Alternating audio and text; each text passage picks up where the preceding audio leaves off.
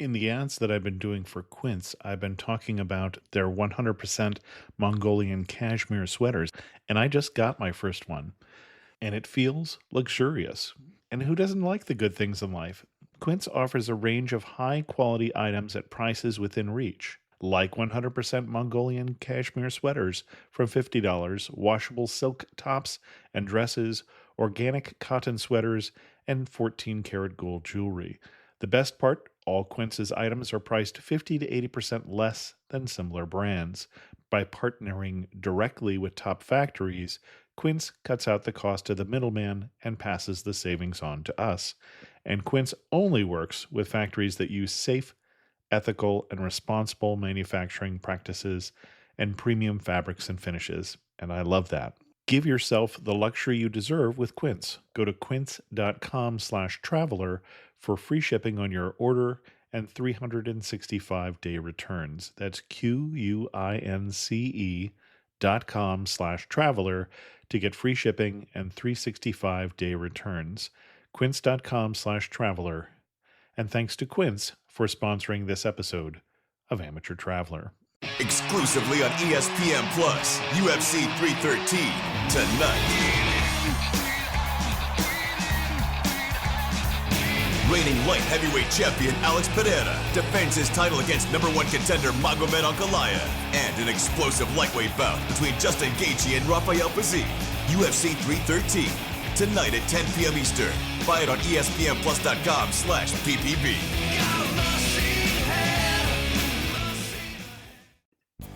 Amateur Traveler, episode 936. Today, Amateur Traveler talks about lighthouses and a drawbridge, hikes and canoe trips, northern lights, and the wreck of the Edmund Fitzgerald as we go to Duluth, Minnesota. This is Chris Christensen from Amateur Traveler. Let's talk about Duluth. I'd like to welcome to the show Autumn Carolynn, who is a travel photographer and has come to talk to us about Duluth, Minnesota. Autumn, welcome to the show. Thank you so much for having me. I'm really excited to be here today. Excellent. What is your connection with Duluth? My connection with Duluth started back in 2011. So I'm originally from the suburbs of Chicago, and I just fell in love with the northern lights, with Minnesota, with the cold, and I decided to apply to a bunch of jobs at the most northern place I could think of in Minnesota, which is Duluth. And so in 2011, I drove up from Chicagoland and I applied and I interviewed for a whole bunch of different inns, and I actually ended up getting the job. But at the same time, I got the job to become a flight attendant. So I decided to go with being a flight attendant instead of taking a job in Duluth. And I think ever since then, it's really just sparked my absolute love for it. Okay. And why should someone go to Duluth? There are so many reasons why. Duluth, to me, is a place that someone can go and feel like they are at home, I feel like.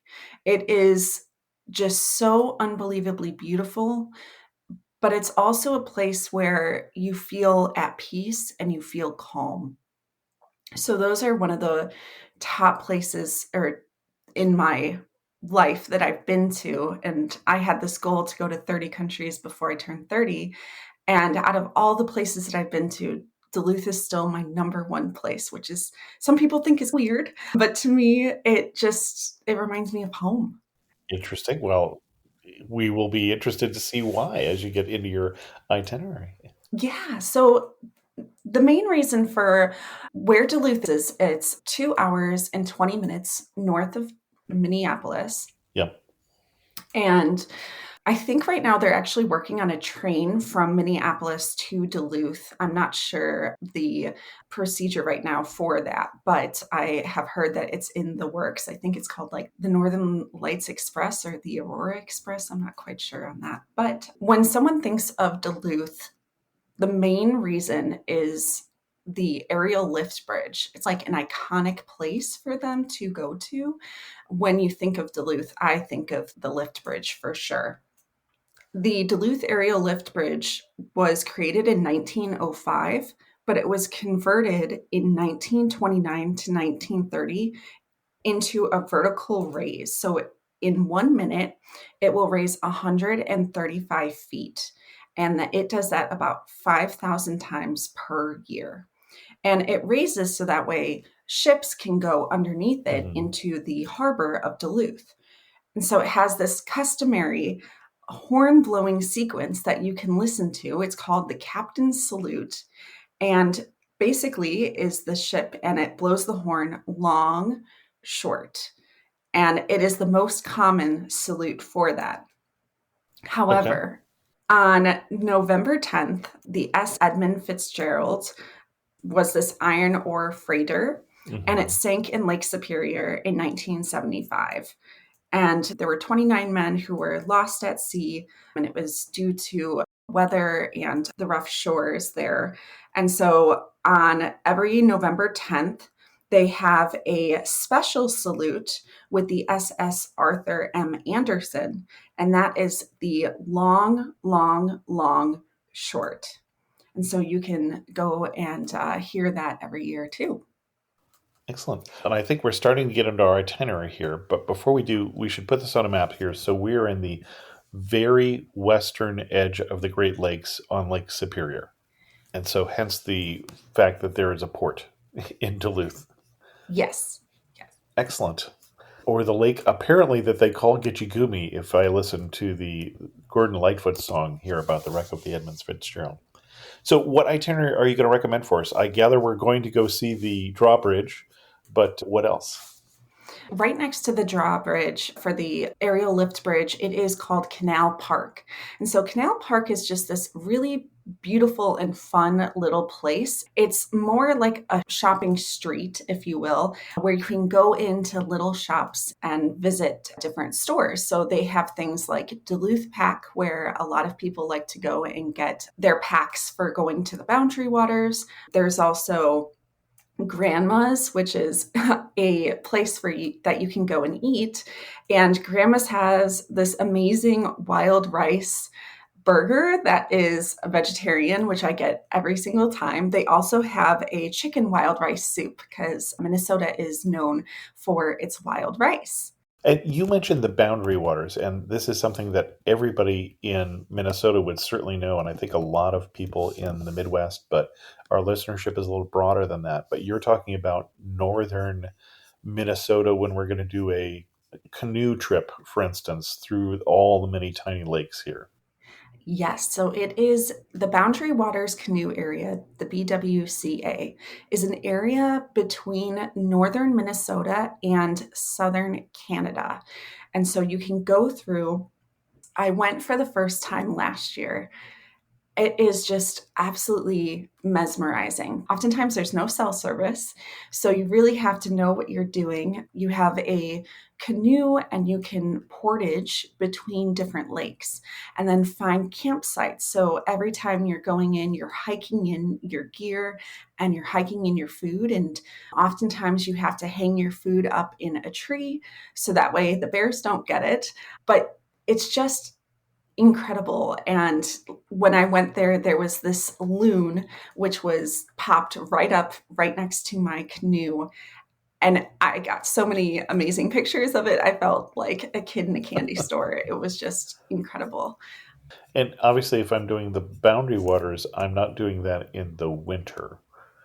So when should I be coming to Duluth? Because you mentioned Northern Lights, which I'm going to do in the wintertime, and you mentioned Boundary Waters, which is more of a summertime activity. Yes. So for the Boundary Waters specifically, they have permits that you can purchase at the beginning of the year. And Okay. that Boundary Waters trip starts in May and it ends at the end of September. So you can pick any Hmm. time during that stretch of months and pick the specific permit that you're looking for. And Okay. then you can make your trip depending on where you want to put in. And oftentimes there are two places you can put in, which is Ely, Minnesota, and also the Gunflint Trail, which is by Grand Marais, Minnesota. Okay. Excellent. And I distracted you. You were at the canal park. Oh, that's okay. No worries. So in Canal Park, there are a lot of things that you are able to do. One of the places that you can go to is Canal Park Brewing Company, which is a brewery right on the shores of Lake Superior. And one of the things that I got there was a drink that was called loon juice, which is really fun. And then there's also the Canal Lodge, which is a place that you can stay, which is right next to Canal Park Brewing. And I'm And assuming no loons were harmed in the making of loon juice, that this is a beer. so loon juice is a cider. And when I had it, it was just really tart, but really scrumptious. So I'm really happy that I tried that as well. While you're in Canal Park, one of the places that you can also visit, which is right next to the Duluth Area Lift Bridge, is the Lake Superior Maritime Visitor Center. So, this is a visitor center that is free for anyone to go into, and you can go and watch the boats come in if it's really cold. They also have the boat schedules as well, so you can be able to see the boats come in according to the times that are going to be posted. It's a really great place for you to visit, especially if you're really into boating.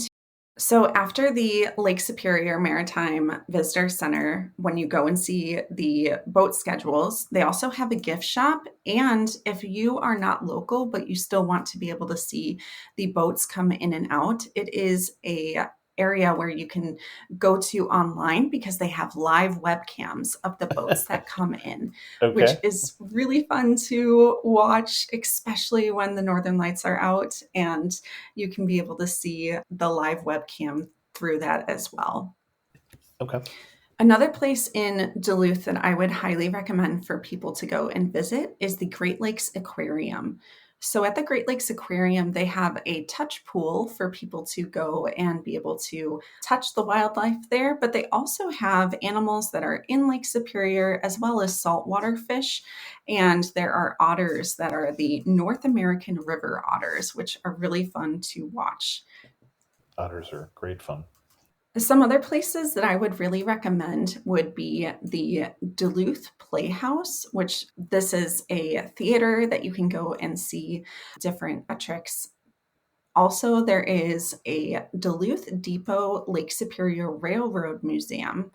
And at the Duluth Depot, so they have multiple things. So they have the Railroad Museum, they have the Duluth Art Institute, and this Railroad Museum is really fun to go and visit. It has the longest steam locomotive ever built. And you can actually go on the North Shore through the Scenic Railroad as it offers train rides along the North Shore. So there are different types of train rides you can take. The most popular is the 90-minute. They also have the full day for that. My only recommendation is if you are interested in booking this North Shore Scenic Railroad is to book ahead. So if you go online, you can book those tickets for your trip to Duluth and make sure that you have that locked in. When you say the North Shore, here as a non Minnesota person, we're talking about the North Shore of Lake Superior heading towards Thunder Bay, Ontario. Yes. So the Okay. North Shore for a lot of Minnesotans is a place where we love to go. And it is really popular in the summertime. It's also really popular in the fall, especially when it comes to camping. So you'll notice when the campsites for the DNR come up when it comes time for fall that all of them are pretty much fully booked. Hmm. And the North Shore is composed of Duluth. There is two harbors. There's the Split Rock Lighthouse, Palisade Head. There is also Grand Marais. And Grand Marais, for a lot of Minnesotans, myself included, it's the highlight of the North Shore trip because a lot Okay. of people will go up to it and then they'll come back down. I think from Minneapolis to Grand Marais, it is about 5 hours drive, but some people will go through and break it up. So they'll stay in Duluth for a night or two, and then they'll make that 3 hour drive up to Grand Marais and stay in Grand Marais for a few nights and then drive back down. Got it. And is the journey the reward, or is the destination of Grand Marais the reward? What am I going to see along the way, or what am I going to see in Grand Marais? Ooh, that is a really good question. I would definitely say the journey is by far the reward because Okay. the views on the North Shore are just absolutely mesmerizing. And I've done it during the day, but I've also done it at night where I had no gas in my gas tank and I had no cell service. And I was terrified because I didn't know if I would be able to make it back to Duluth. And it turned out that I was able to make it back just in time before my tank completely went out on me. But that's What I another hear there is story. advice to make sure you're full up because there aren't gas stations every few miles here along this rural route. Yes, yes. Okay. So when you are in Duluth and you're trying to figure out what to do with your vacation there, Hmm. another thing that I would recommend is going to Inger Tower and Inger Park. So this is a view, it's on a hill and it looks over all of Duluth. So you can see the Duluth Aerial Lift Bridge, you can see the shore, and you can see the whole town. And Duluth is, I believe, a population of 100,000 people. So it's smaller. It's not as big as Minneapolis by any means. So it seems a lot more manageable. And just being up in that tower is absolutely beautiful. It's 80 feet and it is composed of stone. I don't know about you, but I work hard for the money that I have and don't want to just give it away. But that seems to be what the big wireless carriers like. They like keeping my money. If you're tired of years of overpaying for wireless, go from crazy high wireless bills, bogus fees, and free perks that actually cost more in the long run. Switch to Mint Mobile. Say goodbye to overpriced wireless plans, jaw dropping monthly bills, and unexpected overages. Mint Mobile is here to rescue you with premium wireless plans starting at $15 a month. All plans come with high speed data and unlimited talk and text delivered on the nation's largest 5G network. Use your phone with any Mint Mobile plan and bring your phone number along with your existing contacts. Ditch overpriced wireless and get 3 months of premium wireless service from Mint Mobile for $15 a month. If you like your money, Mint Mobile is for you. Shop plans at mintmobile.com/traveler. That's mintmobile.com/traveler. Upfront payment of $45 for 3-month 5 gigabyte plan required, equivalent to $15 a month. New customer offer for 3 months only, then full price plan options available. Taxes and fees extra. See Mint Mobile for details. And thanks to Mint Mobile for sponsoring this episode of Amateur Traveler. Does it ever feel like you're a marketing professional just speaking into the void? Well, with LinkedIn ads, you can know you're reaching the right decision makers. You can even target buyers by job title, industry, company, seniority, skills. Wait, did I say job title yet? Get started today and see how you can avoid the void and reach the right buyers with LinkedIn ads. We'll even give you a $100 credit on your next campaign. Get started at linkedin.com/results. Terms and conditions apply. And the topography of the area, just if I've got it correctly, is pretty flat all the way here through the boundary waters and the North Shore and all this. I'm not seeing a lot of hills and certainly no mountains. Yes, it is very flat. That is 100% true. In Duluth, there is a little bit of a hill. And so this hill, it's the only hill that is in that area. But it's really nice though, because when you go up it, you can see everything from down below. Mm-hmm. And that's where the tower is my Yes, impression. Okay, got it. exactly. Yeah. And So, one of the other things that I would recommend too is if you're trying to plan an itinerary for Inger Park and the tower, I would definitely visit it during the sunset because you can see the full sunset with the sky and everything from those views. If you have children, or if you are just interested in visiting it yourself, Duluth has a children's museum and a Lake Superior Zoo. The Lake Superior Zoo is one of my favorites as well. It's just really family friendly. It's not overwhelmingly large, but it still is interesting to go and see. And there's lots of wildlife to be able to visit. Another one that I would recommend as well is the Superior Hiking Trail and Gooseberry Falls. So this is another one of the Minnesota favorites. So the Superior Hiking Trail, it's a 310-mile trail from Oh, wow. Duluth Okay. to the Canadian border. Okay. And with that, you can also visit the Glensheen Mansion. So this is a mansion that was built in 1908. And I would recommend as well, if you are looking to go and tour the mansion, to book tickets ahead of time because they can sell out. But the most magical time of year to go to the Glensheen Mansion would definitely be during Christmas time. They have 39 rooms in the mansion, and 95% of the mansion is still in its original state, which is really fun and very interesting if you're interested in learning about what life was like back then in 1908, especially for those who had a little bit more money and had more of a expensive lifestyle, I guess you could say. Yeah, and it looks like this is a family that helped open up iron mining in Yes. the area, which Yes. is what a lot of those boats are carrying as we're watching them go out. Getting back just a second to the trail. Obviously, on a 1 week trip, I'm not hiking a 300-mile trail, or at least I'm not hiking a 300-mile trail. Are there segments of it that you would particularly recommend for somebody who's not up to a long distance hike? Yes, there are tons of different trails on the Superior Hiking Trail. So it all depends on what your comfort level is. Yeah. So if you're interested in just going for a day and seeing what the hiking trail is all about, but you don't really want to make a whole trip about it, you can definitely find little areas where you can walk up and hike through in and out. Do you have a favorite day hike on that trail?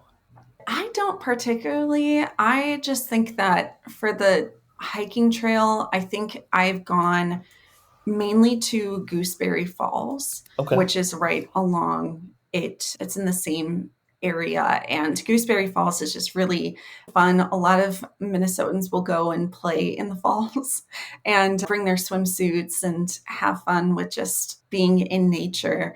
But I've never really gone swimming in the falls before, but I've definitely watched other people do it. I just like to go there and take pictures. Well, that is consistent with what you do. So, okay. And that's Gooseberry Falls State Park. Yes. Okay, cool. Right next to the Glensheen Mansion, there is the Fitger's Brewery and Fitger's Shops. So, this is one of my favorites because when my book was released and when it was published, Fitger's Bookstore was one of the first places to publish my book, which was just really exciting. And it felt back in 2011 when I'm trying to look for things to now, there's a bookstore that is in Duluth that carries my book. It felt like a tribute to where I started as well. In the Fitger's Brewery, there are really great dishes that you can try out. I would recommend definitely trying the beer there. Duluth is really known for its beer and the North Shore as well. One of the ones that I really like is Castle Danger as well. That's a good brewery and they have a distillery and things like that.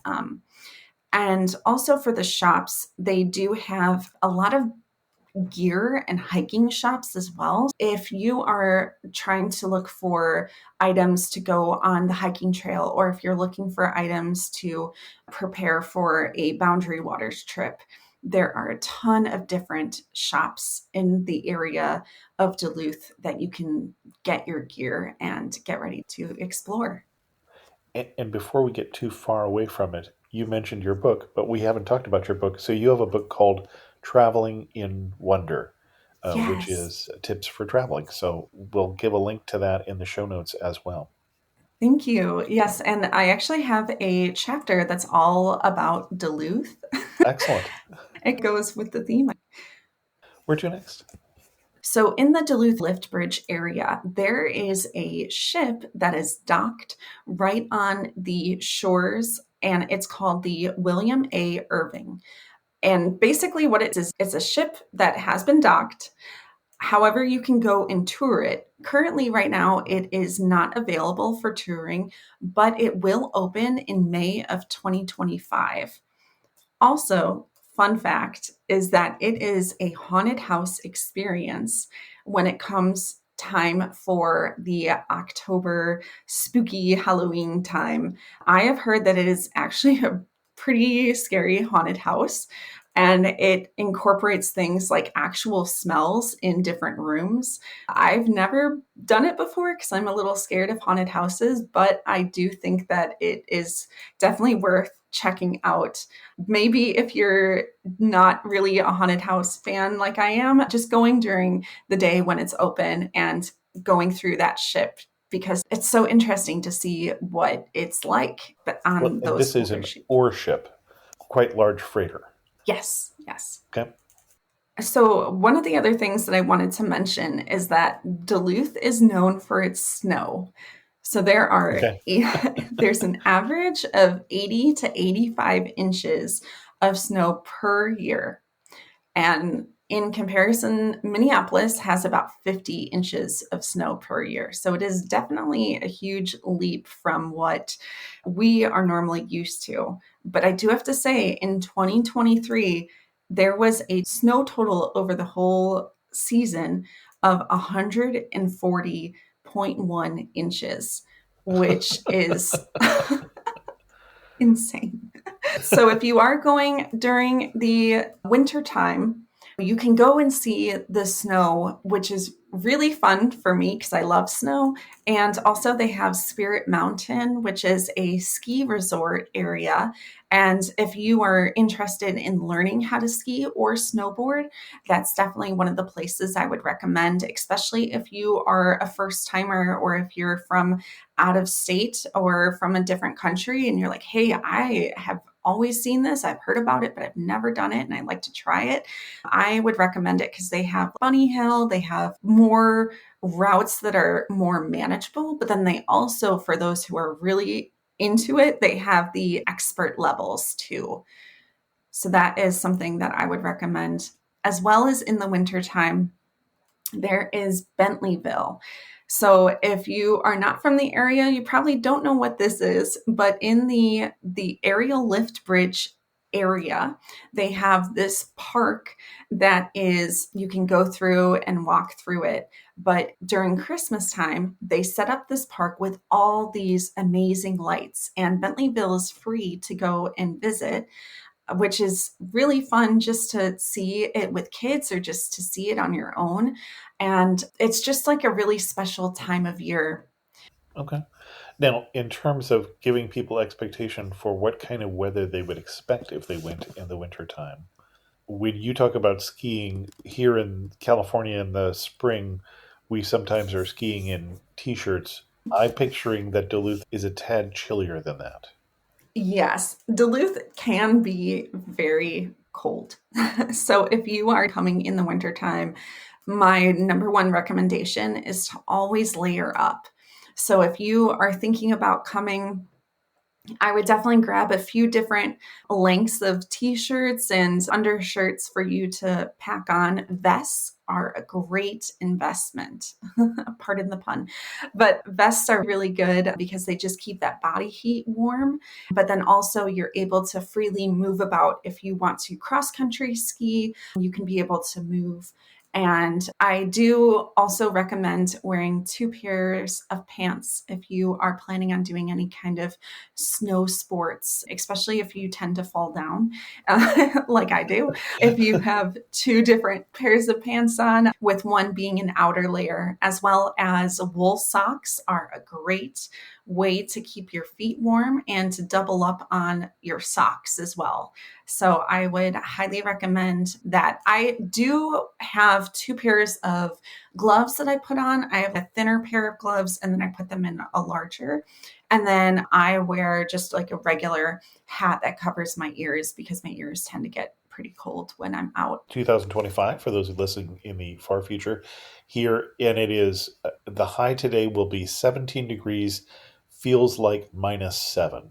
That's a tad chilly for warm-blooded Californians like me, but Yes. And it can definitely get pretty cold. although I um, suspect it not the coldest place in Minnesota because of the lake. yes. So actually, I just did I did Minnesota trivia 2 nights ago, and I got this question wrong. And the trivia question was, what is the coldest place in Minnesota? I originally thought it was International Falls, but it actually is Embarrass, Minnesota. Okay. I don't know where Embarrassment is. International Falls is almost the very northern part. It's on the border with Canada. But Yes. where is Embarrass? It is a little bit south of Ely, Minnesota. Okay. So if you're going to visit Duluth in the wintertime, another number one must see if you are there and if you can be able to see them, because it depends on the cloud cover, it depends on what's going to happen, but it is the Northern Lights. And this is originally the whole reason why I absolutely fell in love with Duluth, was the idea of going and seeing the Northern Lights. Being from Chicagoland, I never had seen them before growing up. I just, you see the movie Frozen and you're like, oh my goodness, this sounds amazing. But then when you're actually there, what I would recommend doing is, if you can download a few apps on your phone, it can really make a big difference. So some of the apps that I have used have been Aurora Pro. There's Aurora Alerts. There's also the Space Weather. You can go to spaceweather.com. And my personal favorite is Aurora Soft Serve. And so basically, what they will do is, you can, I think it's $5 a month, and they will call you if there's a chance to see the Northern Lights based on where you are. So if you're in the middle of the night and I've received the phone call on my phone and it's been 3 in the morning and it's an automatic call and it says your chances of seeing the Northern Lights are, and then it will give you the percentage, and then you can choose if you want to go out and see it. However, if you are interested in seeing the Northern Lights, 2 other things I would recommend is to definitely try and find a Facebook group that is about Northern Lights hunting, and also to look at the KP index. So for Okay. those who may not understand what it is, there's a KP index and it's from 1 to the highest KP of 9. And so right where Duluth is, the KP index is right around 4 for you to be able to see the Northern Lights. Some other Got it. points, And this is a measure of the disturbance in the Earth's magnetic field, is what I'm reading here. yes, yes. Okay. And when you go and see the Northern Lights, if you think it's going to be a KP of 4 or 5, or if you think there just might be some room for activity, I would recommend going to a place that you can search it on Google Maps, but just somewhere that is away from any type of pollution. When you say pollution, you mean light pollution. Yes, yep. Okay. I would recommend getting away from the light pollution, and you can use Dark Sky Net. And that's a website you can go to, and it will show you the different areas depending on the light pollution amounts. And being able to get away from that is going to be the best bet for your eyes to adjust to be able to see the Northern Lights. Every cup of Nespresso coffee is an invitation to transform your morning routine into a ritual you can treasure each and every day. Using the Virtuo Pop, a simple touch of the button freshly brews bold aromas and a rich, velvety crema layer for delicious cafe-quality coffee at home. Whether you enjoy your coffee hot or over ice, every sip, every morning is unforgettable. Nothing tastes like Nespresso coffee. Visit Nespresso.com or our app to explore our full range of easy-to-use machines and coffees not found anywhere else. This episode is brought to you by State Farm. From your morning podcast to your afternoon playlist, State Farm knows you personalize your entire day, and that's why State Farm helps you personalize your insurance with the State Farm Personal Price Plan. It offers coverage options that help protect what you care about most at an affordable price just for you. Like a good neighbor, State Farm is there. Prices vary by state. Options selected by customer. Availability and eligibility may vary. So one thing that I like to do is I always like to research a place that's on a boating dock. So if there's lakes, because Minnesota's known for a lot of lakes. So there are lakes that are above Duluth, north of Duluth. And if you can find a boat dock that looks towards the north and is in a good area where there's not a lot of light pollution, that's going to be your best bet to be able to see them. I also would recommend to not get your hopes up as much, because when you see Northern Lights online and pictures of them, they have these beautiful bright green areas and these bright purples and reds. And sometimes in real life, when you actually see them without a camera, they don't look like that at all. It can be really hard for someone who thinks that they're going to be this bright color, but then when they actually see them in person, it doesn't really look like that unless you have a camera or something that can be able to capture the light more efficiently than our human eyes. I do like to give a disclaimer. It still is really fun. And just the chase of being able to go and see them is so worth it, because you're looking online, you're looking at your weather app to see what the cloud cover is. You're looking at the KP index to see if that's good. You're looking at making sure that you can find the place to go. And when all the stars align and you're sitting there and they start to pop up and you just see this faint white, it feels like incredible. It's just mesmerizing. And sometimes they have all different colors. And especially right now in the 2024-2025, basically the Northern Lights run in a 20-year span. So we are at the highest peak for them to be the best that you can be able to see them.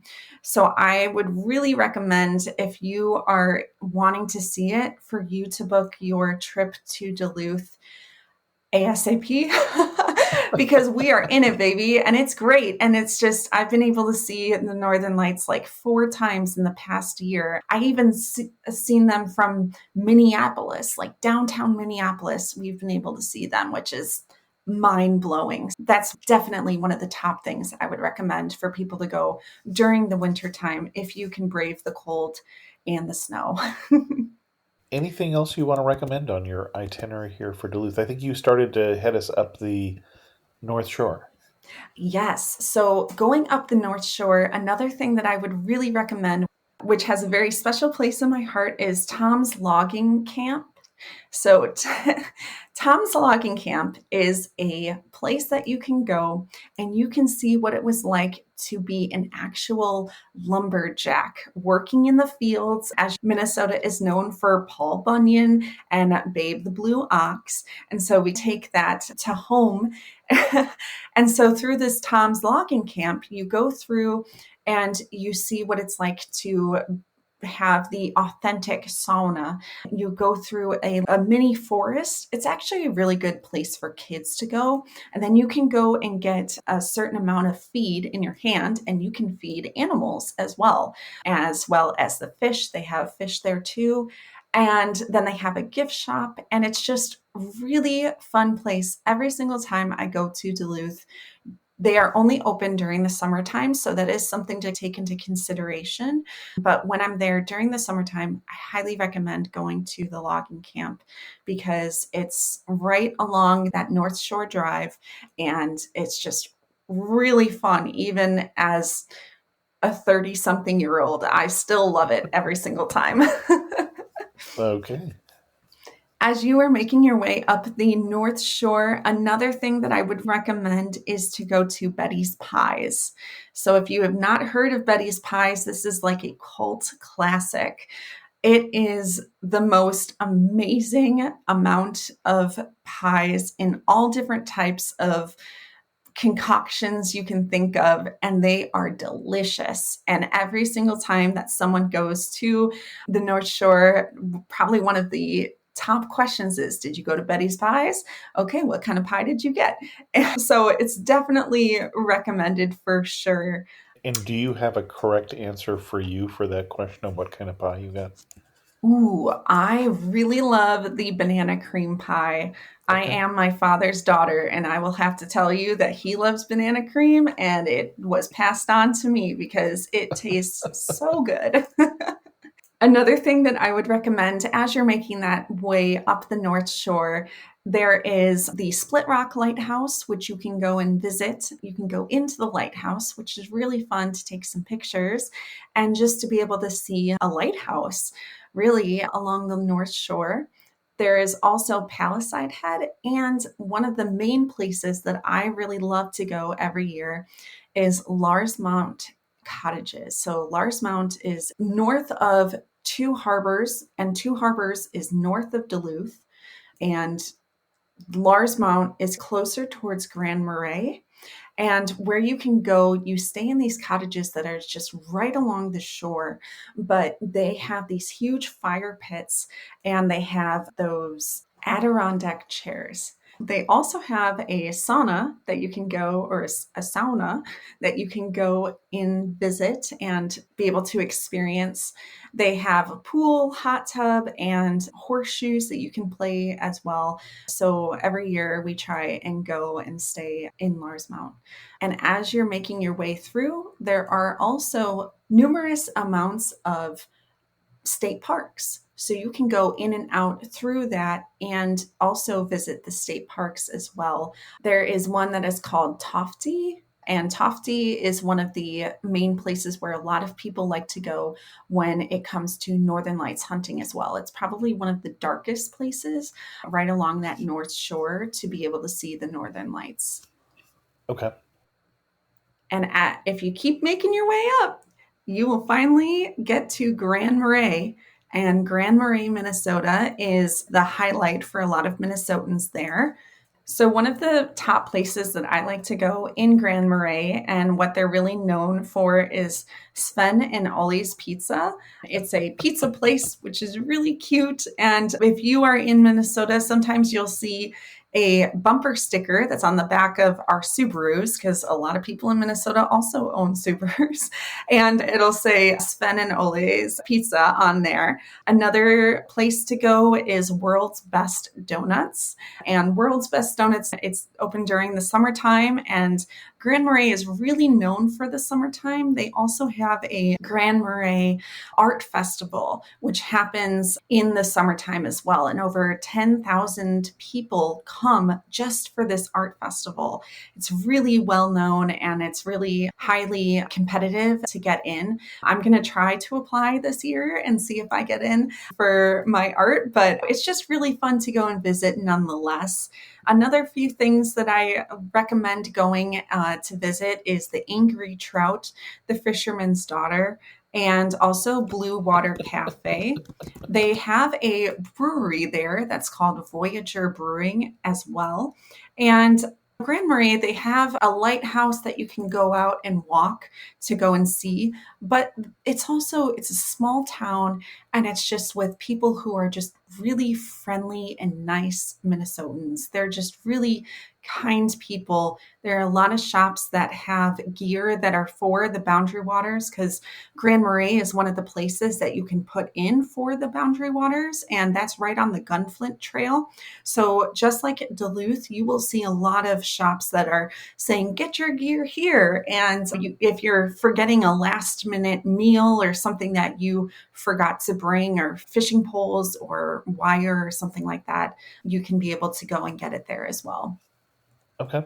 Yeah. So if you're up in Grand Marais and you're going to stay there, another chain of different places for people to stay is called Odyssey Resorts. And actually, this goes right back to the beginning of our conversation back in 2011, that when I started to go up to Duluth, Odyssey Resorts was one of the places that I interviewed to have a job at. And I did get the job, but then I became the flight attendant, so I wasn't able to do that. But they're a really great company, and they have a ton of different places that you can stay, inns and hotels that are right along that North Shore line that I would recommend.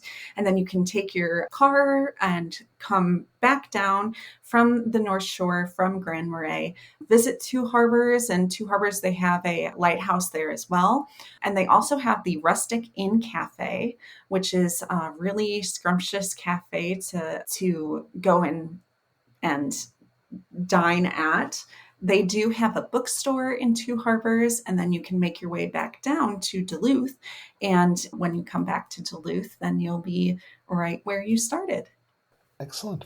It sounds like that's wrapping up your itinerary for us. Yes, it is. Before we get to some of our wrap-up questions, what else should we know before we go to Duluth? Before you go to Duluth, number one advice I have is to bring a camera, or to get ready to take some pictures, because it's a place that is just divine, I think. And being able to capture images is just really, it's what I do for a living. So to me, it's very important. But just to be able to spread the word about the North Shore, spread the word about Minnesota and Duluth. And it's also, Duluth is getting super, super popular lately, especially with climate change. There have been a lot of people that have been moving to Duluth. And so it's been expanding, which is really exciting to see. But yeah, I would recommend going and visiting for sure. Excellent. You are standing in the prettiest spot in the area. Where are you standing and what are you looking at? The prettiest spot in the area, I would have to say, would have to be right on that peak of Inger Tower. Okay. And I wondered if if that you're might up be. there, Okay. you can overlook everything. And I think really it is just right at sunset is just the perfect time. Excellent. One thing that makes you laugh and say only in Duluth. Oh, one thing that makes me laugh and say only in Duluth, walking in Canal Park, you run into someone in flannel and they think you're a tourist and they say, do you need any help? And you'll say, oh no, I'm good. Or if you're looking like you're distraught, and you'll hear that Minnesotan accent. The Minnesotan accent is the number one thing that really makes me laugh and says, yep, you're here. And it's the, oh, you betcha. Yeah. Oh, for cute. Excellent. And if you had to summarize the region in 3 words, what 3 words would you use? It would be outdoorsy, Okay. cozy, Okay. and it would be heaven. I don't know if that's a good word, but that's it what is it your is choice like here. to me. Our guest again has been Autumn Carolynn, and her book again is Traveling in Wonder, and I'll put a link to that in the show notes. Autumn, thanks so much for coming on Amateur Traveler and sharing with us your obvious love for Duluth and the North Shore of Lake Superior. Thank you so much for having me. It's been a blast. This is a message from sponsor Intuit TurboTax. Taxes was getting frustrated by your forms. Now, Taxes is uploading your forms with a snap, and a TurboTax expert will do your taxes for you. One who's backed by the latest tech, which cross-checks millions of data points for absolute accuracy, all of which makes it easy for you to get the most money back guaranteed. Get an expert now at TurboTax.com. Only available with TurboTax Live Full Service. See guaranteed details at TurboTax.com/guarantees. Without PwC, the bottom line is that what you're doing today probably isn't going to get you where you need to go tomorrow. It's time to see ahead and get ahead. PwC can help you find ways to grow and new ways to make money. So reinvent your business model and meet the future with PwC. Learn more at pwc.com. Special thanks to the patrons of the show who help support Amateur Traveler financially. If you're interested in learning more about what you can get by being a patron of the show, or interested in supporting the show, go to patreon.com/amateurtraveler. Very shortly after this show comes out, very shortly, we're going to close the voting for the trip for 2026. If you're interested in voting, go to amateurtraveler.com/trips, which will take you to a private Facebook group. New on the Amateur Traveler blog since the last episode came out is my trip report about the trip to Cuba that I just took with Amateur Traveler listeners and friends, and it shows what you can do in Cuba on a tour as an American. So check that out, and with that, we're going to end this episode of Amateur Traveler. If you have any questions, send an email to chris2x@gmail.com, or better yet, leave a comment on this episode at amateurtraveler.com, and thanks so much for listening.